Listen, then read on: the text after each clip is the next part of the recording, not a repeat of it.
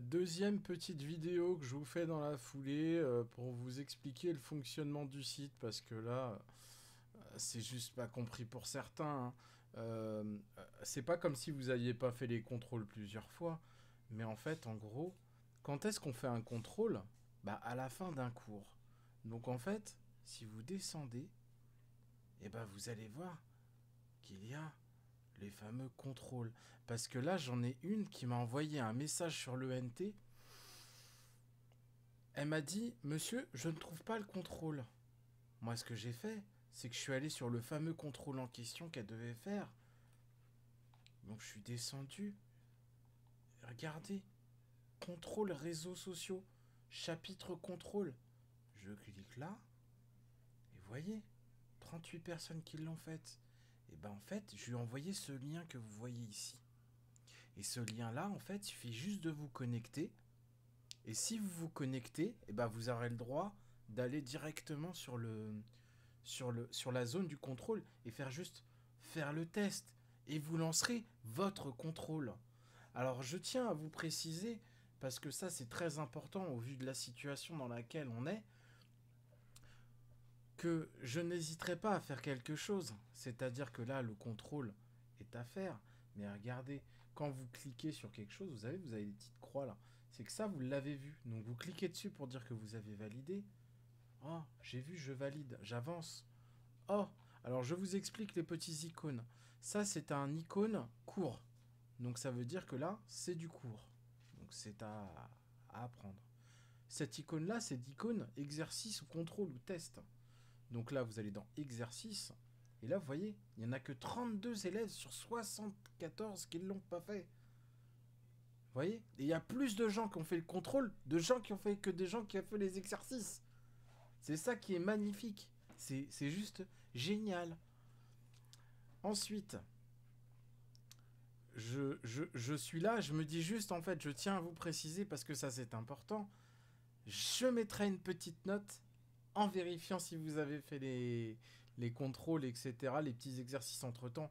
Parce que si vous vous exercez pas, vous arrivez au contrôle et vous prenez un carton. Alors, je tiens à préciser, donc les contrôles, je sais qui les a fait, je sais quand vous les avez faits. Donc quand je clique là, j'ai la possibilité de voir les noms des étudiants en dessous. Je ne montre pas les noms de mes étudiants, c'est normal. Si vous voulez aussi, c'est pareil, le pourcentage d'activités faites dans le site, je les vois. Donc je sais qui travaille ou qui ne travaille pas. N'allez pas faire les exercices, n'allez pas faire les contrôles si vous ne faites pas les exercices avant, ça n'a aucun intérêt. Donc ensuite, petite précision, alors on va aller sur les petites précisions plus intéressantes. Si vous avez des questions pertinentes, je vais vous montrer parce que ça c'est intéressant à voir. Si vous avez des questions pertinentes, je vous mettrai ces petits trucs avec des logos qui ressemblent à trois petits personnages réunis. Et là, c'est quoi? Des questions, c'est ici. Vous ajoutez une question et vous pouvez poser directement votre question ici. Je suis notifié si vous faites ce qu'il faut.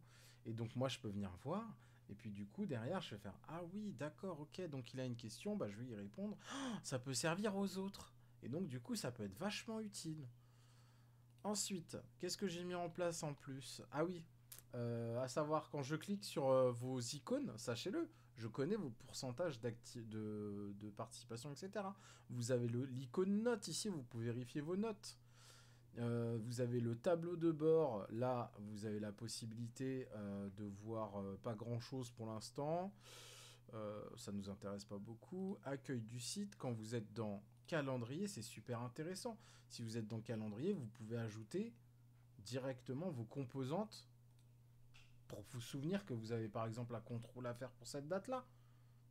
Comme ça, vous savez, vous pouvez même vous en servir pour vos cours dans vos matières à vous personnelles. Donc en fait, cet outil, il peut vous servir pour Monsieur Nevado comme pour d'autres.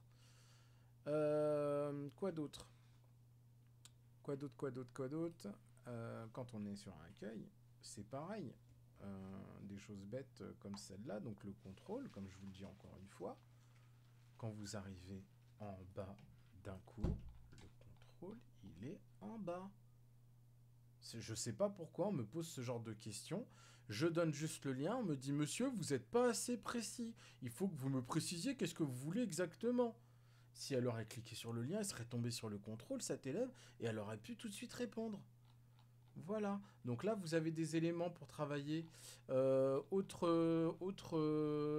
petit truc que j'utilise, donc la classe virtuelle. Donc là, ça ne me dérange pas d'être connecté quand vous avez cours. Je clique dessus, on se voit. C'est la même chose que le web conférence que vous avez au lycée, c'est toujours Big Blue Button. Donc là, on peut se voir ici. Donc là, il suffit juste que vous me disiez, Monsieur Nevado, est-ce qu'on pourrait se voir à cette heure-là ou quoi que ce soit. Et je peux venir me mettre dans une classe virtuelle, dans un salon.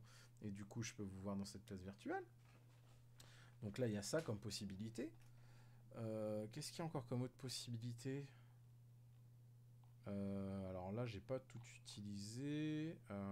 Hop, accueil du site. Je sais que j'en ai utilisé pour l'activité TD. Vous avez les petites icônes là, une flèche avec de A à Z. Ça s'appelle un glossaire. Alors les élèves les utilisent pas du tout, mais ajouter un nouvel article. Là, vous faites ajouter et vous pouvez ajouter un document directement dedans. Vous cherchez un fichier, vous ajoutez votre fichier, vous commentez votre fichier. Et ensuite, vous l'envoyez directement. Vous enregistrez, ça vous envoie directement votre fichier. Si vous avez un document à rendre en fichier, c'est avec l'option glossaire. Donc, c'est le document, c'est le petit icône que je vous ai montré à l'instant. C'est ce petit icône-là. Donc, du coup, ça c'est pour les PDF. Donc, c'est un truc spécifique. C'est quand vous mettez un fichier, mais que c'est un PDF, ça se met tout de suite comme ça.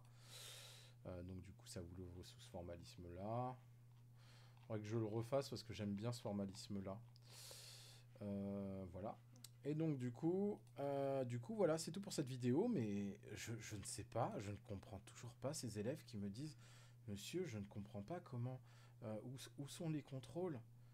Je ne sais pas qu'est-ce qu'il faut faire. » Eh ben, si vous êtes un élève sérieux et studieux et que vous vous mettez dans la logique d'un travail comme ça, eh ben, vous commencez par le début, vous regardez votre vidéo. Si vous avez une classe virtuelle de prévu, vous pouvez vous y connecter là.